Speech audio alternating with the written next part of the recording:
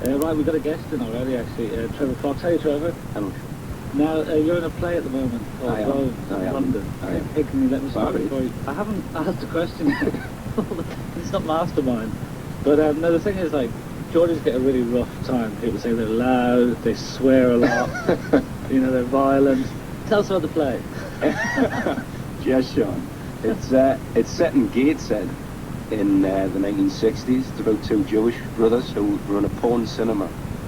And there's two other hapless ne'er-do-well gangsters who work for them. And into this cinema, one Christmas, walks a guy who they presume to be Reggie Cray. So they kidnap him to help them solve their financial problems with the local mobsters. And it leads to a lot of shouting and swearing. Well, you sold it to me. Yeah.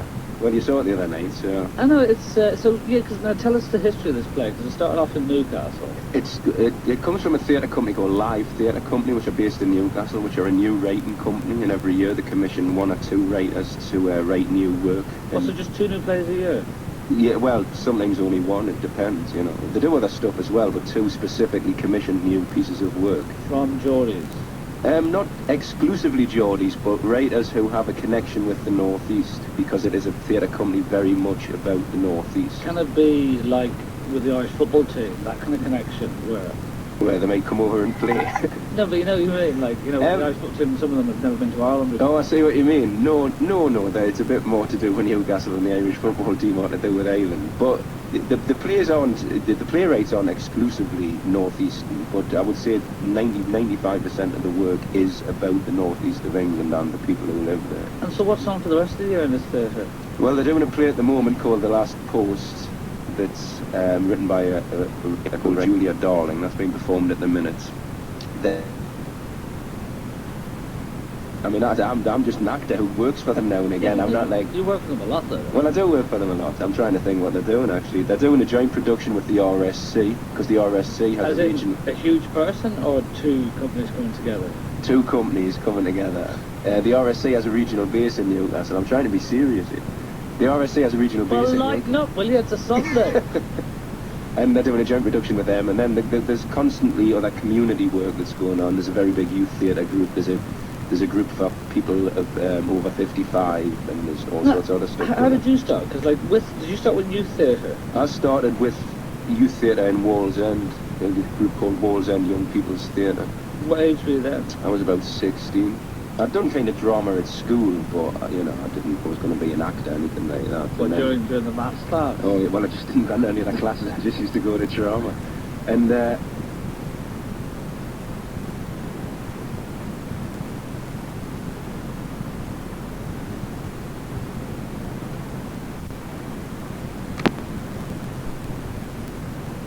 And I found out about this place, Wallsend Young People's Theatre, and just went along. But that was in the early 80s, when there was a hell of a lot of youth theatre scene, particularly in North Tyneside. Doesn't youth theatre get a bad name, though? Well, it does, unjustifiably, I think. I mean, obviously there's costs.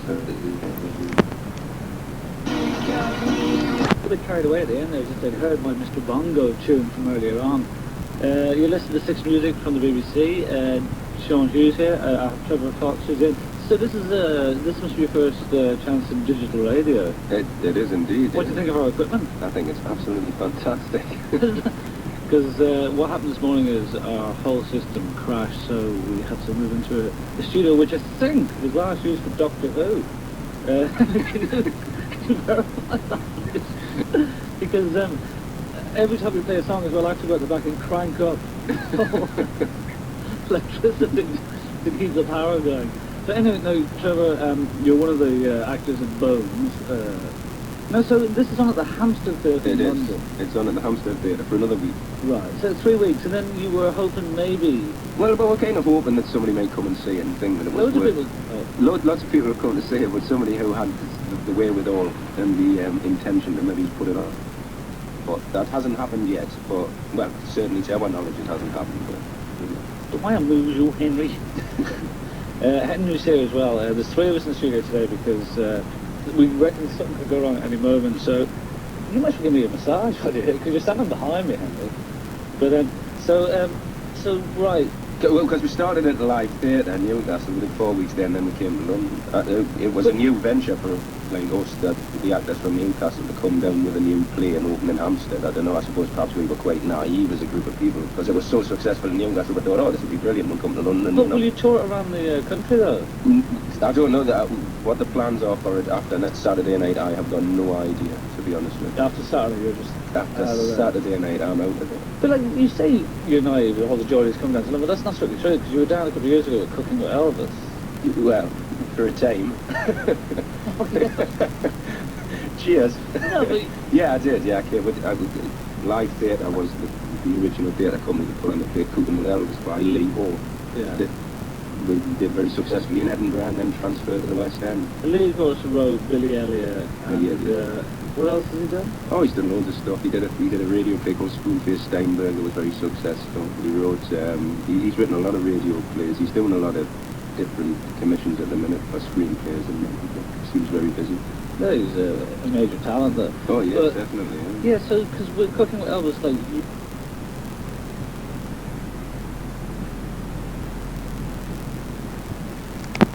the original cast did it. Do you want to talk about this, or would you rather not? I'm not bothered, yeah.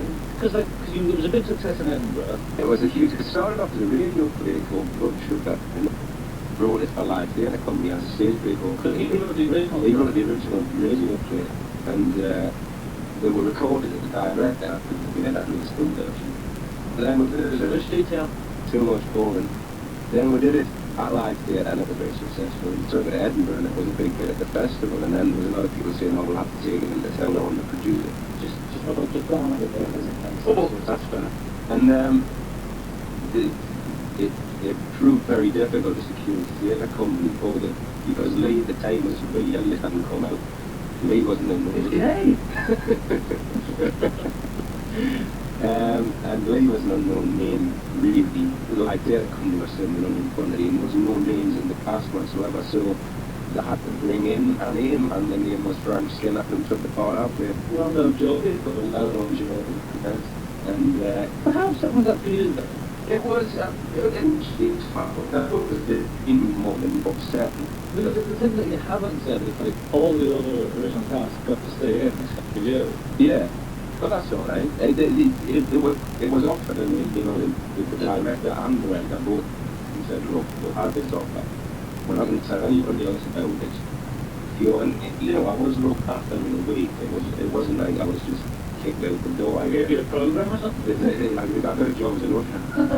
No. Oh, Frank! And Frank was off for a month when he went to do his show with what they call Sit on the Couch. And I went and did it for a month, so I got me going in the West End, and it was very nice, and then I just went back home and they were on doing a few months and then flew. So, you know, it wasn't, you know, it didn't get sort of out. Do you think, would you be like to do the first time I've been seeing the CD stuff? I suspect that Yeah, Kings of Convinced. That finished rather in a hurry there. They seemed at the seaside and then they were gone. Lovely tune. I was spent most of that trying to get big audio dynamite erased from the whole backup system of the computer. Didn't seem to work though. Anyway, Trevor Fox is still here, guest Mike. Now we have studio Mike up because Adam Buxton's here as well. Hello. And you brought in some of your lousy tunes again.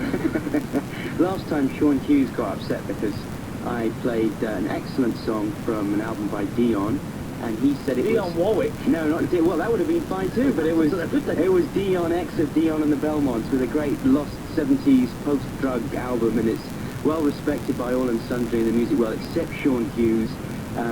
But, you know, I got up slagging for that. Are you in a rush? I don't want you to take your coat off. No, I want to keep it on. I'm cold. It's nippy out there. Yeah, but you're indoors now. No, it's still cold in here. not feel the benefit. It's just, you know, there's no warmth in the studio. I wonder why that could Hey, come on, I love you.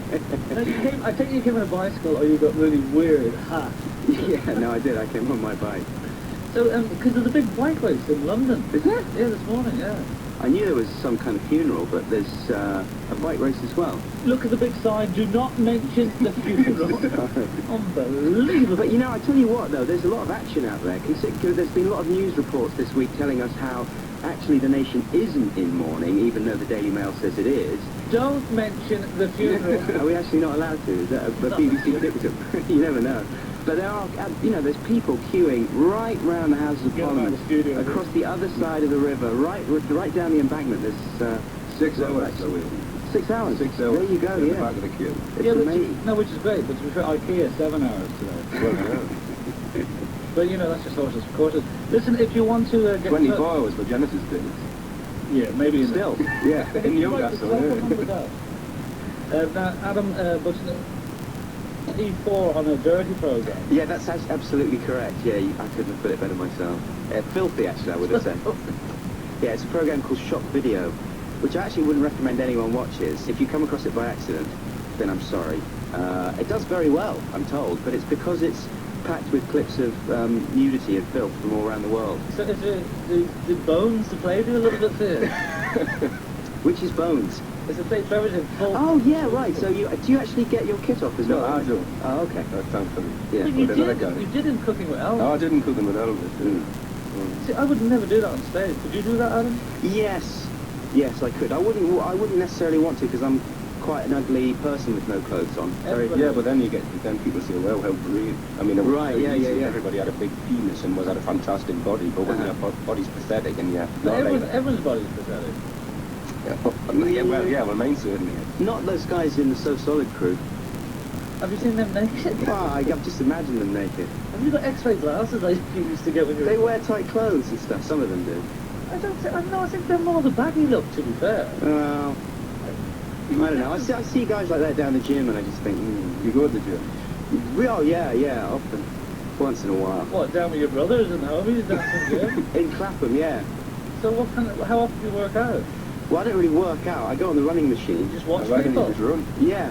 But why not just run? Well, because I was told that it's more distressing for your knees if you run on like a tarmac and stuff. On the running machine, there's some sort of And you absorption. watch the telly when you're Oh, I don't like that. I No. don't. They have the TV on, but it's MTV bass they put on, so it's just non-stop hip-hop videos. And they turn the sound really loud. So I'm trying to listen to my Walkman. I can't even hear over the top of MTV bass. I'm trying to listen, and I say to the guy, is there any chance of just turning the MTV bass down a tiny bit? And he goes, shut up, mofo! Pretty much, yeah, something like that. He goes, oh yeah, all right then. I have a gym in North London and they have Radio 4 on. Could you turn it down? No. Oh, do you want tea while you're on the treadmill? If anyone wants to get in touch with us today, especially engineers who understand digital equipment, you can get us on www.bbc.co.uk/6music, unless that system's gone down, or ring us the old-fashioned way on 08700 100 600. You listen to 6 Music. Show news now. Trevor, you've asked for a track. I'm going to let the both of you play your own music. God bless you. Sick to death of music myself. So now you've asked for Bell and Sebastian, Yes. but you wanted track and field. I did. I only ran to get you a lazy line, Painter Jane. Oh, that's a good one too. How does it go? The work in the postal shop, in the bit like that, doesn't it? What's in something the like that. village shop? Yeah. Anyway, It's coming it's an epic. It ends up sort of like a Velvet Underground explosion at I the end. don't think we need to hear it now. I like that we went to the post. That sounds like Sandra Bullock in that kind of Miss Serendipity. You think I'm good? I was wondering when you did It's that. my favourite What a great film. ever. Into the Velvet Underground at the end. There was more Swallow Carpus but there. I think. That's quite true. Yeah. You listen to 6 Music from the BBC. I'm Sean Hughes. We're in a new studio and I'm loving it. Trevor Fox from the play Bones in the Hampstead Theatre is on. Adam, no, you don't want the Adam and Joe, because even though you do still work together, but... Well, I think only a small amount of people would know me from Adam and Joe anyway, and the rest of the world wouldn't know me at all. So I suppose that's my best bet for some kind of recognition, is being paired up with Joe, yeah. Well, can I call you the Buckster? The Buckmeister, I Yeah. prefer, yeah. Now, do you play computer games, any of the two of you? No. I've been trying to wean myself off, because they are a terrible waste of time. I don't know if you know. Well, no, absolutely, because I don't do it, but I played 4 hours yesterday managing Crystal Palace for 4 hours. Did you do a good job? No, I had to resign after a game. Well, isn't that normal for Crystal Palace? Not to resign, no, because you know the mistake I made? I bought Paul Gascoigne. Good mistake. And like the second day the trainer goes, he's turned up late for training. Is that true? He's been disruptive.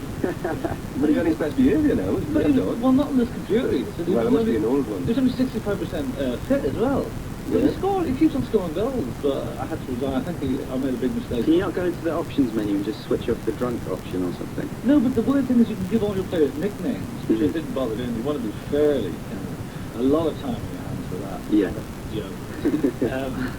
Now, the gigs, you were talking during the... You pretend to love Belle Sebastian, but then chat all the way through. I do. I love Belle Sebastian. I love all bands. I'm groovy. I'm hip to the beat. 24-hour party, people. Touch me. What? Did you see that? No, I'd like to see that. Although, funnily enough, you know, I've never been totally convinced by that whole scene. And musically, I'm talking about, like I was never really into Joy Division. I know that's a terrible brilliant. thing Did to you like say. Joy Division? I like so. Well, not massively, but You know, I wasn't like a big Joy Division raincoat type of person. Yeah. Because it's sacrilegious to say that, isn't it? But, Well, no, but what did you not like about them? They were a bit depressing. just the lack of tunes, really, and the sort of pounding. It's just a bit Nine Inch Nails for me, do you know what I mean? Are you talking in the religious sense there, or the band? The sound.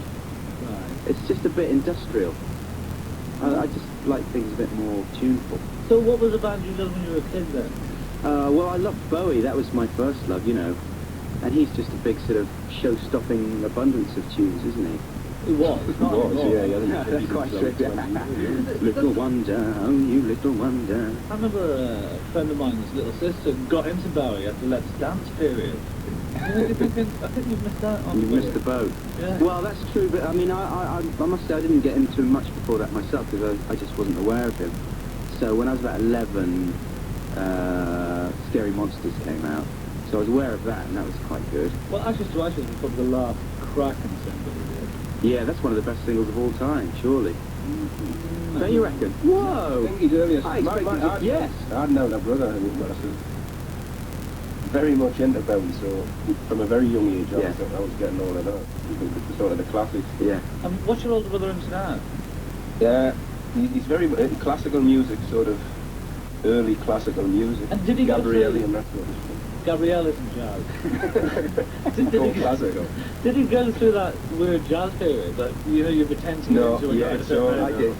You did? Yeah, I really No, did. What age are you, Adam Buxton, from Adam and Joe? Madam and Joe, I'm 33.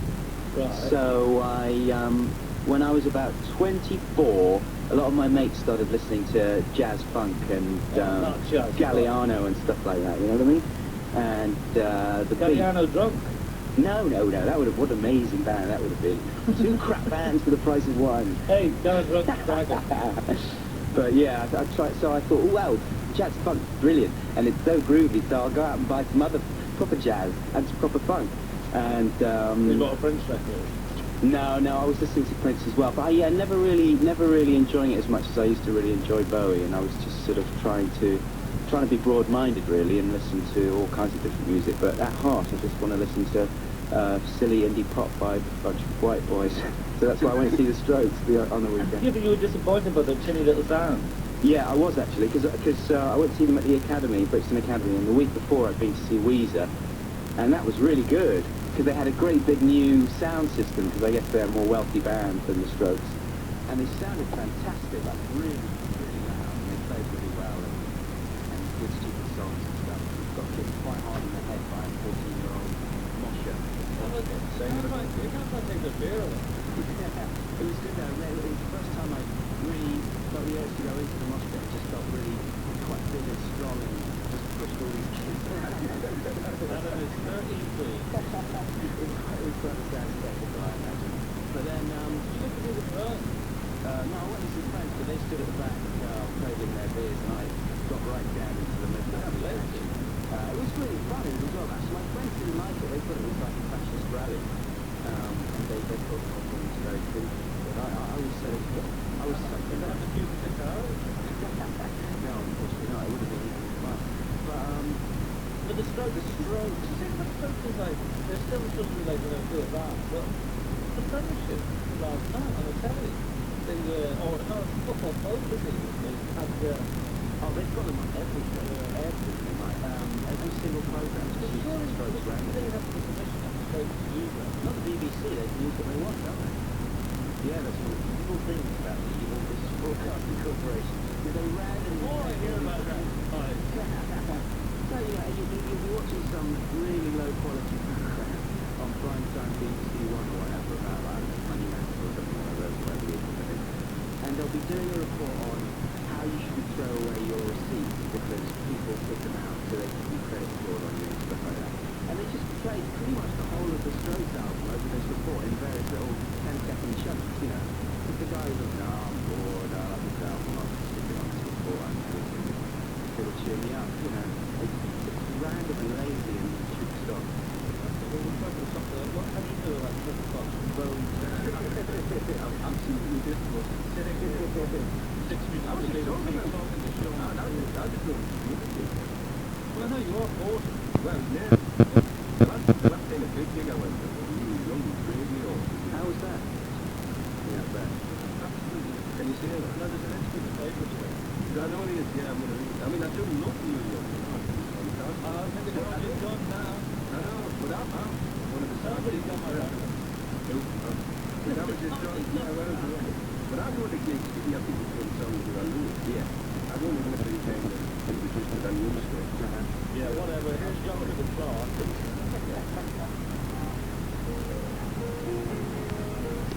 The sloppy meat eaters. No, that's actually that's going to be another one we're going to put into our list of people. So far we're going to have that was New Order by the way, and Chris who's on at 2 o'clock has given away some stuff by then, and you can enter by going. Also, if you want to get in touch with us, it's 6 Music from the BBC. www.bbc.co.uk/6music, or you can ring us on 08700 100 600. Henry, do you want to write down the Sloppy Meat Eaters as one of the bands? Because we're doing Adam Buxton is here from Adam and Joe, E4, and with Trevor Fox in from Bones at the Hampstead Theatre, Geordie.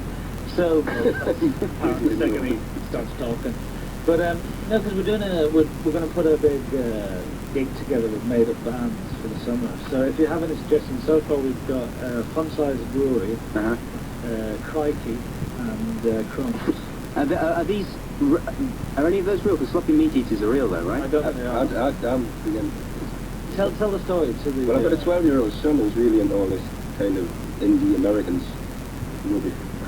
Same stuff as Adam. Yes, yeah. Sure as Adam. And he, every time... Go figure. He's heard somewhere on the internet or in Quran of this band called the Sloppy Meat Eaters, and every record shop we go in, we'll have to go and look, all the little small ones, and I'm always met with disbelief from the guys behind the counter when I ask for it. I've stopped asking for it now. So, what, I just hit him across the head and march him out the shop. You just walk in and go, you probably don't have it. See ya. I was in the band with the worst name ever. It was called Parted Jaw. Parted Jar? Yeah. What does that mean? It means a jaw that's parted. It was... What, yeah. Well, we're only about 15, but it was the initials of everybody who was in the band. And Oh, that's fair enough. Yeah, well... And what kind of music was it? No, we didn't have any instruments. I didn't know that for. So is it industrial? Okay, yeah. Not a choir. Chamber music.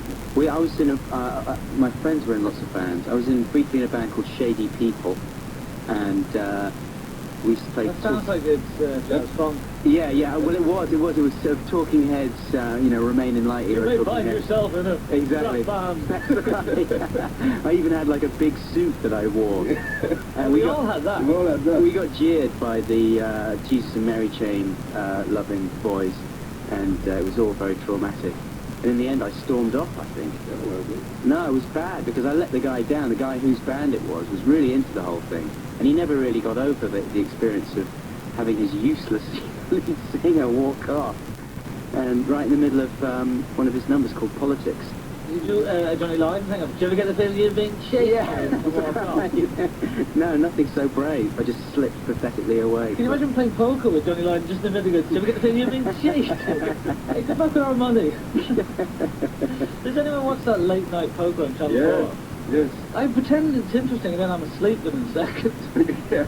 I don't understand poker at all. Well, particularly that's Yeah, that's a two cards. version of poker I've never ever seen before. I know, it's always 5 cards. But I like the way the American, they've got those two commentators, and the American one gets really tense and excited about it. You're going to have a cup of tea? I'm sure he's getting for the tea. She's walking.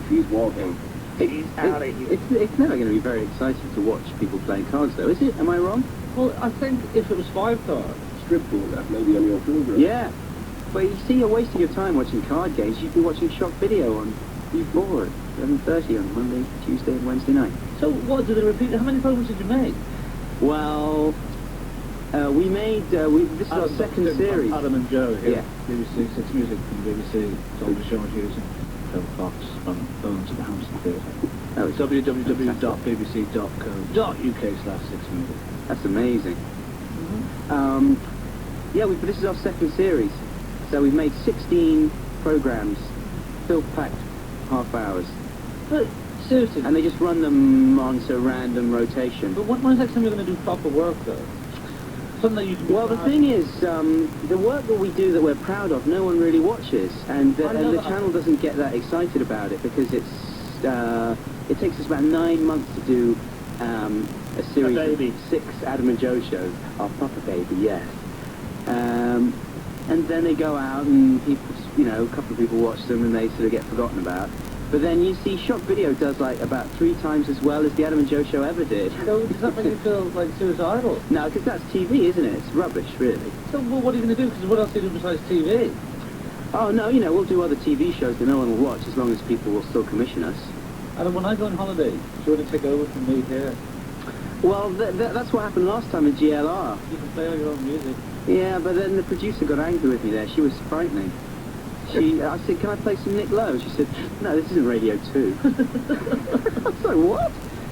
It was really scary. I think I know who you're talking about. Yeah. But she's dead now. Okay. In my life.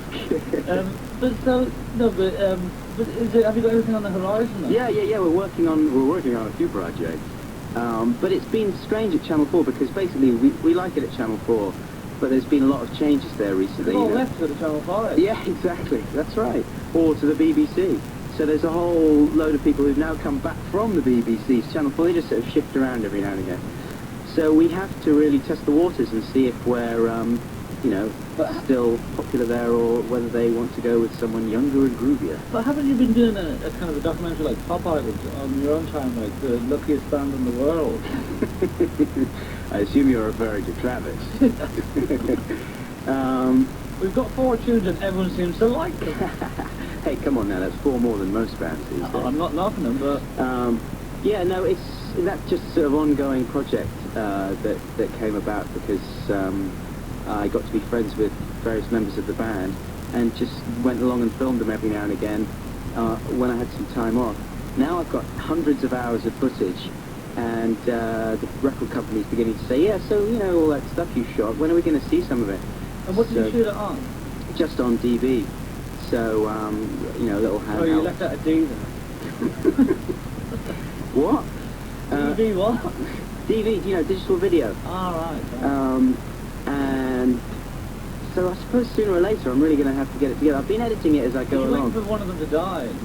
That would obviously be the ideal situation. Yeah, exactly. Just I want one of them to lose their temper really badly in a public place. And So have you got any beat good someone up. footage then? Yeah, I do actually, because obviously the perception of them is that they're incredibly urbane, nice, sweet people, which of course they are, and I actually don't see anything wrong with that. I think that's very nice and refreshing in the rock world. I can't bear the hypocrisy of all these bands who just think that, like, the best thing in the world is to behave really badly. What? Well, we're having a chat second. No, I'm filling in I'm giving you some background on my opinions. But I won't if you don't want me. We got your opinion. You said nice, and then there's this rallying against like people who spit. All right then. No, I can't bear spitting.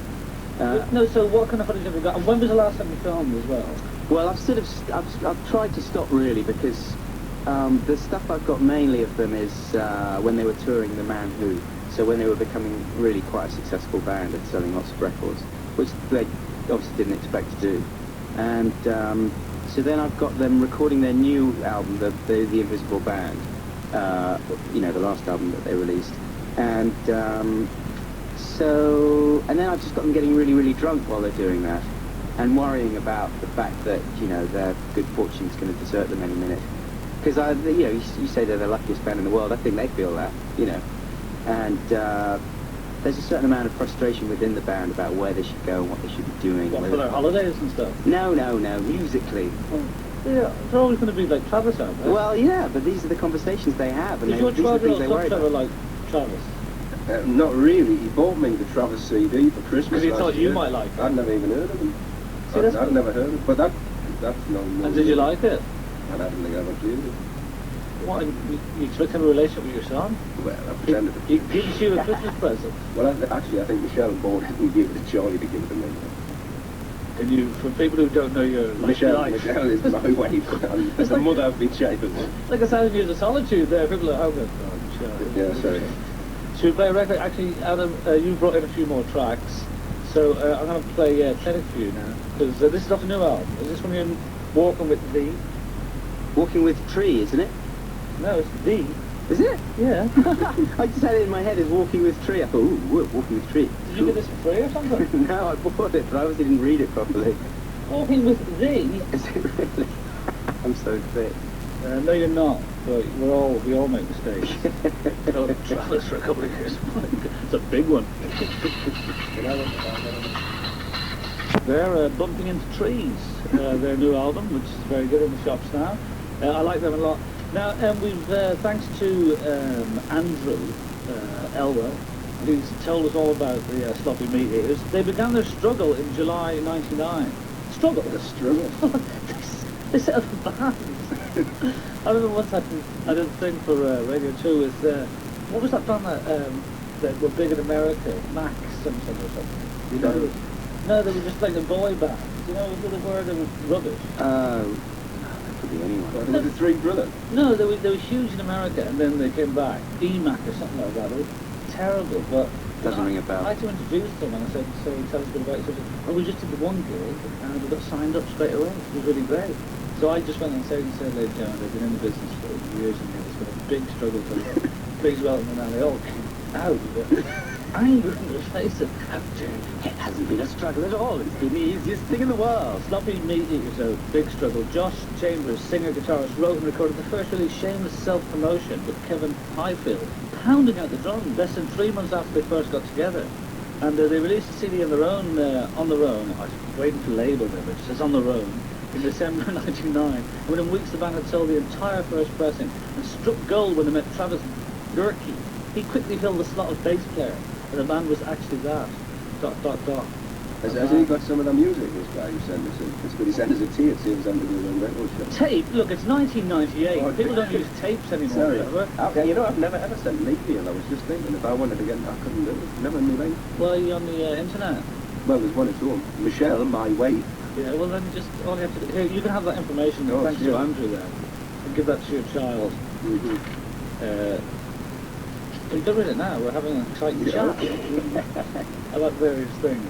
So now, so you also, Adam, I bumped into you recently that you went to the LEG film. Yeah, that's right. Did you enjoy that? Yeah, I did. I was very comfortable. I had a nice seat, had some sweets, and a medium Diet Pepsi. But the thing that kind of was weird that night is when you went to the front and started moshing.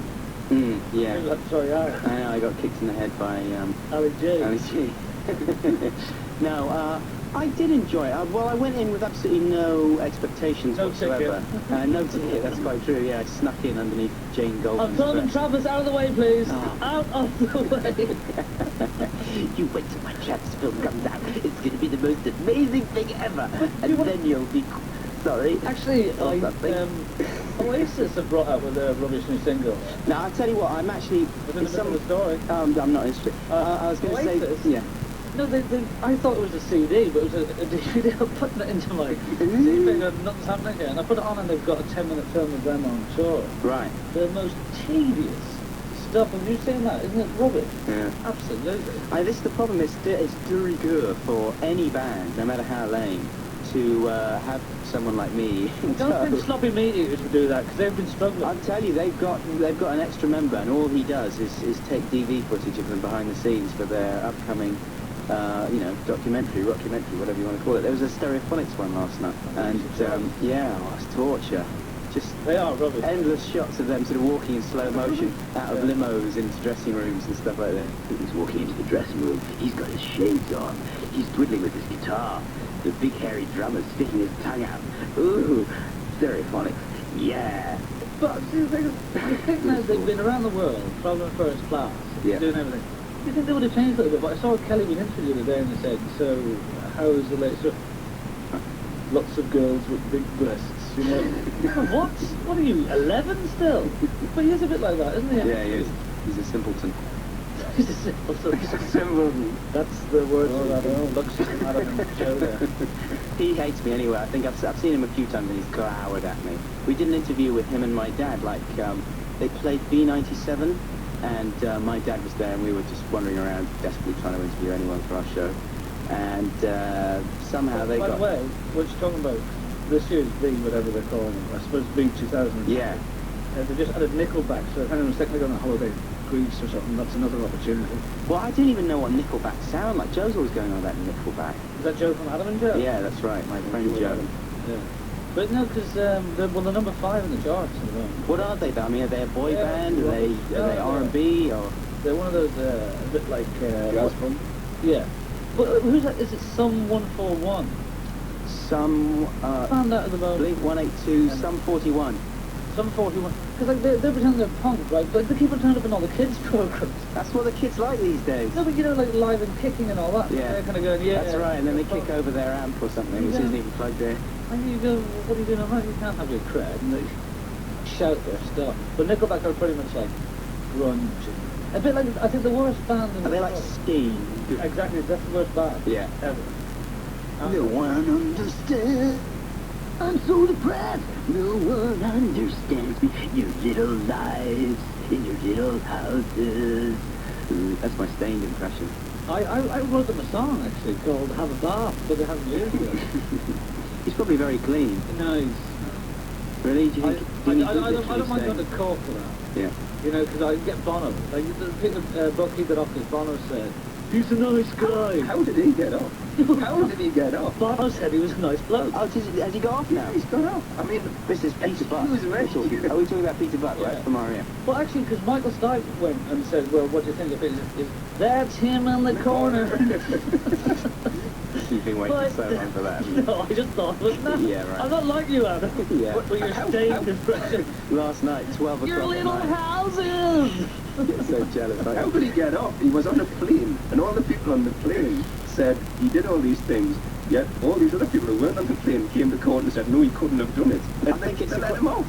There was no debate as to whether he'd done it or not. I think it was like, is he normally like that? And was he sent berserk by these sleeping pills that he took? Hey, let's